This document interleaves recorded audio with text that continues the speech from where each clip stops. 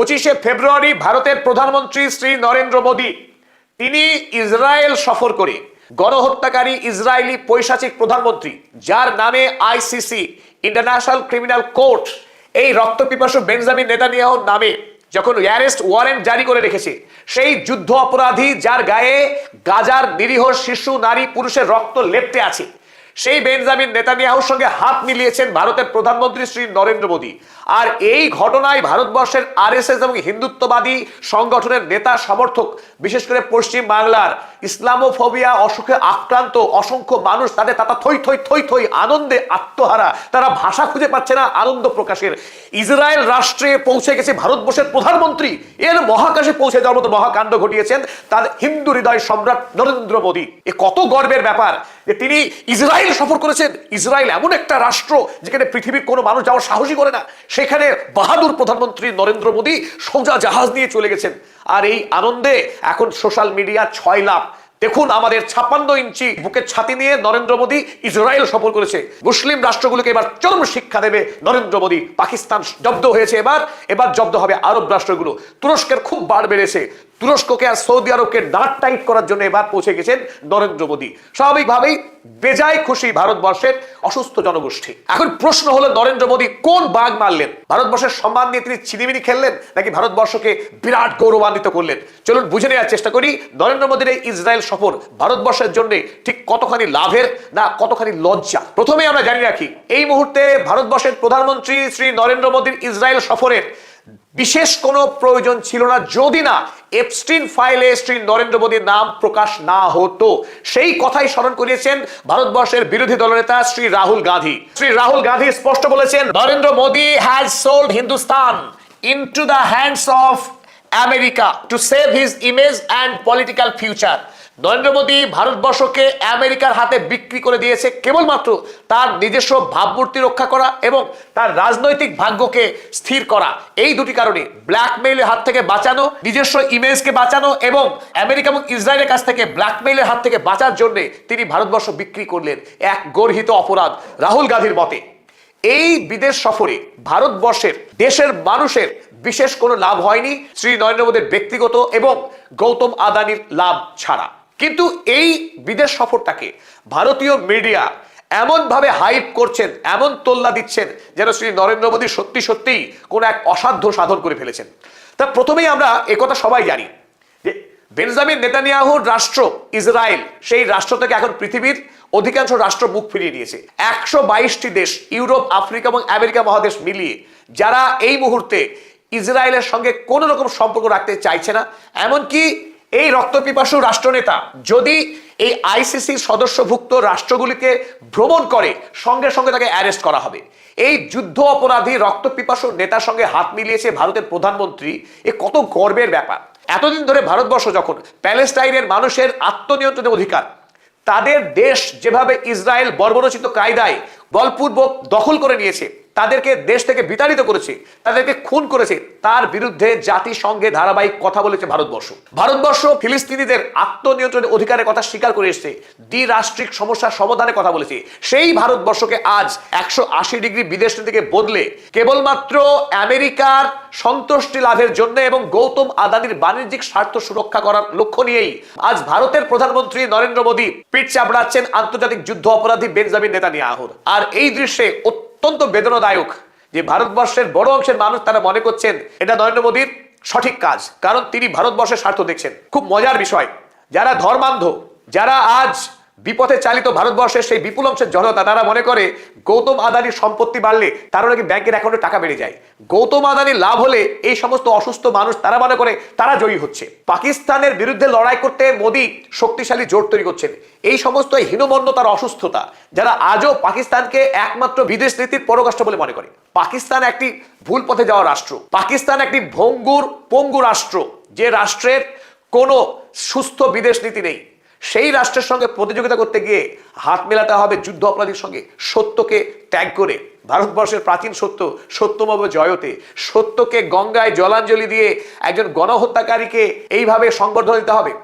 সেই দেশের পার্লামেন্টে দাঁড়িয়ে এত ঝুড়ি মিথ্যা কথা বলবেন নরেন্দ্র মোদী। তিনি বলছেন, no cause can justify the murder of civilians. তিনি বললেন কোনো অবস্থাতেই সাধারণ নাগরিকের মৃত্যুকে সমর্থন করা যায় না। বাহ, বড়িয়া, অসাধারণ। 7 অক্টোবরে কথা বলছেন শ্রী নরেন্দ্র মোদী, দারুণ। 7 অক্টোবরে হামাস আক্রমণ করেছিল ইসরায়েলকে, নিঃসন্দেহে ঘৃণ্য কার্যকলাপ। সেই কার্যকলাপকে বিশ্বব্যাপী প্রতিবাদ ধিক্কার জানিয়েছে, ফাইন। কিন্তু হামাসের আক্রমণের প্রেক্ষিত সুদীর্ঘ ইতিহাস রয়েছে, সেসব ইতিহাস ঘেটে লাভ নেই। কিন্তু পরবর্তীকালে ইসরায়েল রাষ্ট্রীয়ভাবে যে গণহত্যা চালিয়ে 70,000 মানুষকে খুন করলো, এখনো গাজা ভূমিকে ধূলিসাৎ করে দিয়ে যে ধ্বংসকাণ্ড চালাচ্ছে, আজও প্রতিদিন খুন হচ্ছে গাজায় যে নিরীহ মানুষ, তাদের খাবার নেই, বাড়ি নেই, কোনো ভবিষ্যৎ নেই। 20,000 শিশুকে খুন করলো এই বর্বর ইসরায়েল রাষ্ট্র। সেই সমস্ত মানুষের প্রাণের দাম নেই? ওয়া নরেন্দ্র মোদী, সাহস হয়েছে আপনার একটি কথা বলার? গুজরাট দাঙ্গার সময় আপনি মুখ্যমন্ত্রী ছিলেন, আপনার রাজ্যে অসংখ্য মুসলমান খুন হয়েছে, আপনি মুখ্যমন্ত্রী রাজধর্ম পালন করতে পারেননি। ভারতবর্ষের তৎকালীন প্রধানমন্ত্রী অটল বিহারী বাজপেয়ী আপনাকে ধমক দিয়েছিল, দেশবাসী ভোলেনি। তাই আপনার কাছ থেকে খুব বেশি ভালো কাজ পৃথিবী আশা করে না, এটাই স্বাভাবিক। কিন্তু আজকে মুসলমান খুন করছে বেঞ্জামিন নেতানিয়াহু, তার সঙ্গে বন্ধুত্ব করতে হবে ভারতবর্ষ রাষ্ট্রকে। তাহলে কি ভারতবর্ষের মুসলিম জনগণকে ভয় দেখানো যাবে আমরা কত বীর হয়েছি? জায়নবাদ আর আরএসএস একই মতবাদ, আমাদের একই আদর্শ, তাই আদর্শগত ঐক্য আছে, সুতরাং আমরা জিন্দাবাদ দিতে হবে। ভারতবর্ষের মানুষ, ভারতবর্ষের মধ্যে একটি দেশকে ভাঙার ষড়যন্ত্র করার যে ঘৃণ্য রাজনৈতিক বিশ্বাস যারা মনে রাখেন ভারতবর্ষে বাস করে, তার রাষ্ট্রবিজ্ঞানে তাদের এবিসি জ্ঞানটুকুও নেই। তারা কল্পনা করেন আজও যে এই ভারতবর্ষ থেকে একটা আস্ত সম্প্রদায়ের মানুষকে তারা উড়িয়ে দেবে, ফুরিয়ে দেবে, আর তারপর তারা স্বর্গরাজ্যে বাস করবে, রাম রাজ্যে বাস করবে। এই ধরনের বাতুলতা, এই ধরনের বালখিল্যতা নিয়ে যারা বড় হয়েছে, লেখাপড়া করেছে, এমনকি চাকরিও করে, মাস্টারি টাস্টারি, সেই সমস্ত মূর্খ গণ্ড লোকেদের আমরা ঘৃণ্য, তাদের আমরা ধিক্কার জানাই। সেই সমস্ত অসুস্থ মানুষদেরকে তারা সুস্থ হয়ে উঠুন, সেই প্রত্যাশা করি আমরা। শ্রী নরেন্দ্র মোদীর জন্মই হয়েছে এমন এক দিনে, কি গর্ব করে তিনি বললেন ইসরায়েলের পার্লামেন্টে দাঁড়িয়ে, I was born on the same day that India formally recognized Israel। তিনি ভারতবর্ষের ভোট প্রচার করার সময় তিনি কখনো ওড়িশায় গিয়ে বলেছেন ওড়িশাকে আমি 1 নম্বর রাজ্য বানাতে চাই ভারতবর্ষের। কেরালাতে গিয়ে তিনি একই দাবি করেছেন, বলেছেন কেরালাকে তিনি ভারতবর্ষের 1 নম্বর রাজ্য বানাতে চান। বাংলাতে এসেও তিনি একই কথা বলেছেন, পশ্চিম বাংলাকে তিনি ভারতবর্ষের 1 নম্বর রাজ্য বানাবেন। তাই নরেন্দ্র মোদী এটা স্বভাব ভঙ্গিমা যে তিনি যখন ইসরায়েলে গেলেন, ইসরায়েলে গিয়েও বললেন তিনি সেই দিনই জন্মেছেন যেদিন ভারতবর্ষ ইসরায়েল রাষ্ট্রকে স্বীকৃতি জানিয়েছিল। অর্থাৎ তিনি আর ইসরায়েল একাকার, অভিন্ন। আসলে তিনি বলতে চেয়েছেন ভারতবর্ষের আরএসএস এর মতাদর্শ এবং জায়নবাদীদের মতাদর্শ, দুজনের মতাদর্শই এক, অর্থাৎ উগ্র মুসলিম বিদ্বেষ, মুসলিম বিদ্বেষের চশমা পরে পৃথিবীকে দেখা। তাই জায়নবাদ এবং এই আরএসএস পৃথিবীর জন্য একটা বিপদ, একটা হুমকি। মানব জাতির পক্ষে এই দুই ঘৃণ্য মতাদর্শ অত্যন্ত বিপজ্জনক, অত্যন্ত হুমকি স্বরূপ, যার প্রমাণ ইতিমধ্যেই পাওয়া গেছে গাজা ভূমিতে। যারা মনে করছেন ইসরায়েলের সঙ্গে ভারতবর্ষের বন্ধুত্ব ভারতবর্ষের সমৃদ্ধির কারণ হবে, সেই সমস্ত অন্ধভক্তদের চলুন একটা সত্য দেখায়। আপনারা শুনেছেন ইতিমধ্যেই এই ওয়ার ক্রিমিনাল বেঞ্জামিন নেতানিয়াহু তিনি 6টি রাষ্ট্র নিয়ে একটা জোট করার কথা বলেছেন, হেক্সাগন অ্যালায়েন্স। যে অ্যালায়েন্সের কাজ কি হবে? কাজ হবে যারা anti Shia and radical anti Sunni hexagon alliance, যে অ্যালায়েন্সের সদস্য হবে ভারতবর্ষ, গ্রিস, সাইপ্রাস, আফ্রিকার একটি রাষ্ট্র এবং মধ্যপ্রাচ্যের একটি রাষ্ট্র বলে ঘোষণা করেছে বেঞ্জামিন নেতানিয়াহু। এই রাষ্ট্র অর্থাৎ সরাসরি পরিষ্কার ইরান, সৌদি আরব, তুরস্কের মতো রাষ্ট্রগুলোর বিরুদ্ধে লড়াই করবার জন্য প্রস্তুত হচ্ছেন বেঞ্জামিন নেতানিয়াহু। আর সেই বেঞ্জামিন নেতানিয়াহুর পাতা ফাঁদে পা দিচ্ছেন ভারতবর্ষের প্রধানমন্ত্রী নরেন্দ্র মোদী। কিন্তু এখানেই মূল কথা জানা উচিত যে ভারতবর্ষের ভাগ্য লুকিয়ে আছে মধ্যপ্রাচ্যে। মধ্যপ্রাচ্য ছাড়া, সৌদি আরব ছাড়া, ইউএই ছাড়া, কাতার ছাড়া ভারতবর্ষের ভবিষ্যৎ অন্ধকার। কেন? শুধুই কি জ্বালানি, খনিজ তেলের একমাত্র সাপ্লায়ার সৌদি আরব। এখনো পর্যন্ত রাশিয়ায় তেল কেনার সাহস ভারতের নেই, নরেন্দ্র মোদীর নেই, সে কথা আমরা সকলেই জানি। আমেরিকা যুক্তরাষ্ট্র না চাইলে ভারতবর্ষ কোনোভাবেই রাশিয়ার কাছ থেকে তেল কেনার হিম্মত নেই। তাহলে তেল কিনবে কোত্থেকে? সৌদি আরবের কাছ থেকে। আর সেই সৌদি আরব তেলের কথা বাদই দিলাম, না হয় অন্য কোনো জাদু দিয়ে বেঞ্জামিন নেতানিয়াহু নিয়ে আসবেন, কোথা থেকে ভারতকে দিয়ে দেবেন বন্ধুত্বের খাতিরে, ফাইন, বিশ্বাস করে নিলাম। কিন্তু সৌদি আরবে, কাতারে, ইউএইতে ভারতবর্ষে যে 90 লক্ষ মানুষ কাজ করে খায়, পেটের ভাত যে দেশে কাজ করে হয়, সেই আরব থেকে যদি লাথি খেয়ে ভারতীয়রা বিতাড়িত হন, তাহলে কি হবে? যে 90 লাখ মানুষ এই আরব দেশ থেকে 4,17,843.9 কোটি 2024 সালে এই বিপুল অঙ্কের টাকা ভারতবর্ষে এসছে আরব থেকে। ভারতবর্ষের যে মানুষেরা কাজ করেন আরব দেশে, তারা কারা? সবাই তারা মুসলিম। আপনি ভাবের ঘরে চুরি করছেন। আরব দুনিয়ায় যারা কাজ করেন তাদের 80% মানুষই হিন্দু সম্প্রদায়ের মানুষ, তারা কাজ করে খায় আরব দেশে। যখন ভারতবর্ষ ফাঁদে পা দিচ্ছে বেঞ্জামিন নেতানিয়াহু, অর্থাৎ যখন অ্যান্টি শিয়া অ্যান্টি সুন্নি অ্যালায়েন্সের সদস্যপদ নিচ্ছেন, যার কথা এখনো অস্বীকার করেননি নরেন্দ্র মোদী, যদি সৌদি আরবের বিরুদ্ধে কাতারের বিরুদ্ধে অ্যালায়েন্সে ভারত মেম্বারশিপ গ্রহণ করে, ভারতবর্ষের মানুষকে নিশ্চয়ই সৌদি আরব স্বাগত জানাবে না, নিশ্চয়ই ভারতবর্ষের পাসপোর্ট আরব দেশ থেকে ব্যান হবে। এবং আরো গুরুত্বপূর্ণ দেখুন, ভারতবর্ষের সঙ্গে মধ্যপ্রাচ্যের যে বাণিজ্য, বাৎসরিক বাণিজ্যের পরিমাণ 17 লক্ষ কোটি টাকা। 17 লক্ষ কোটি টাকার বাণিজ্য হয় মধ্যপ্রাচ্যের দেশগুলির সঙ্গে। আমেরিকা যুক্তরাষ্ট্রের পর ভারতবর্ষের বৃহত্তম বিজনেস পার্টনার সৌদি আরব। এই মধ্যপ্রাচ্যের দেশগুলো, সেখানে ভারতবর্ষের যে সমস্ত অসুস্থ মানুষ, তারা খুবই জয়গায়ক দিচ্ছেন যে ইসলামকে ধ্বংস করতে হবে, ইসলামের বিরুদ্ধে জেহাদ করতে হবে, মুসলমানরাই ভারতবর্ষের একমাত্র শত্রু। তাদের জন্য এই চ্যাপ্টারটা খুব জরুরি। ভারতবর্ষের রাজনীতিতে জিততে গিয়ে কেবলমাত্র ভোটে জেতার মাদকতা নিয়ে দেশের মধ্যে ঘৃণা ছড়িয়ে দেশটাকে ধ্বংস করার যে বিদেশ নীতি, এই বিদেশ নীতি ভারতবর্ষের জন্য সর্বনাশা। আর আরব রাষ্ট্রগুলি নরেন্দ্র মোদীর এই ইসরায়েল সফরকে যে ভালোভাবে দেখছে না, তার প্রমাণ এই ইরানের বিদেশমন্ত্রী আব্বাস আরাগচি, তিনি স্পষ্ট জানিয়েছেন ইট ইজ আনফরচুনেট। অর্থাৎ নরেন্দ্র মোদীর ইসরায়েল সফর এবং যুদ্ধ অপরাধী বেঞ্জামিন নেতানিয়াহুর সঙ্গে এই গলাগলি, এটা মোটেই ভালো চোখে দেখছে না ইরান। এবং আগামী দিনে এই ইরান, সৌদি আরব, তুরস্ক, কাতার মিলে ঐক্যবদ্ধভাবে ভারতবর্ষকে বয়কট করার সম্ভাবনা অত্যন্ত প্রবল।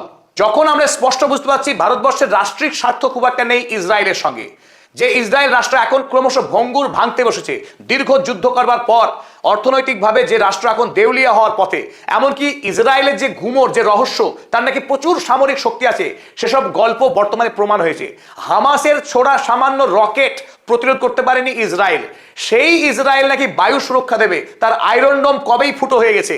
অ্যারো 3 সেও দুর্বল, ইরানের একটি মিসাইলকে প্রতিরোধ করবার ক্ষমতা এই মুহূর্তে নেই ইসরায়েলের। সেই দেশ অস্ত্র বিক্রি করবে ভারতবর্ষের মতো রাষ্ট্রকে, যে দেশের 140 কোটি মানুষ বসবাস করে, সেই দেশের এতগুলো বিশ্ববিদ্যালয়, আত্মনির্ভর ভারতের হুঙ্কার দিয়ে ভারতবর্ষের বিশ্ববিদ্যালয়গুলো ভাঙতে বসেছে দিনের পর দিন। যেখানে শিক্ষায় ফান্ডিং বন্ধ হচ্ছে, দেশের বিজ্ঞানী নেই, দেশের বিজ্ঞান শিক্ষা ভেঙে পড়ছে, সেখানে ইরানের মতো রাষ্ট্র আন্তর্জাতিক নিষেধাজ্ঞাকে উপেক্ষা করে বিশ্বমানের জ্ঞান চর্চা করছে, বিশ্বমানের সামরিক অস্ত্র তৈরি করছে। সেখানে ভারতবর্ষ ইসরায়েলের মতো একটা ঘৃণ্য রাষ্ট্র, যার কেবলমাত্র আমেরিকার দয়ায় অনুগ্রহে বেঁচে থাকা একটি রাষ্ট্র ইসরায়েল, সেই রাষ্ট্রের সঙ্গে চুক্তি করে ভারত মনে করছে মহান হয়ে গেছে। কিন্তু আসল রহস্য কি? শ্রী নরেন্দ্র মোদী কেন গেলেন ইসরায়েলে? আসল কারণ অন্য কিচ্ছু নয়, আসল কারণ এই মানুষটি, শ্রী গৌতম আদানি। গৌতম আদানি নরেন্দ্র মোদীর সরকার আসার পর থেকে যেভাবে ফুলে ফেপে বড় হয়েছে, দুজন মানুষ ভারতবর্ষকে কিনছেন, একজন গৌতম আদানি, অন্যজন মুকেশ আম্বানি। এই আদানি এবং আম্বানির জন্য ভারতবর্ষের মধ্যে ইসলামোফোবিয়া ছড়িয়ে বিজেপি দল ক্ষমতায় আছে। আর সেই আদানি আম্বানির সম্পদ তৈরি হলে, তার অর্থ বাড়লে ভারতবর্ষের এক শ্রেণীর মানুষ উল্লসিত হন। তাদের নিরক্ষরতা কবে দূর হবে সেটা এখন বড় প্রশ্ন।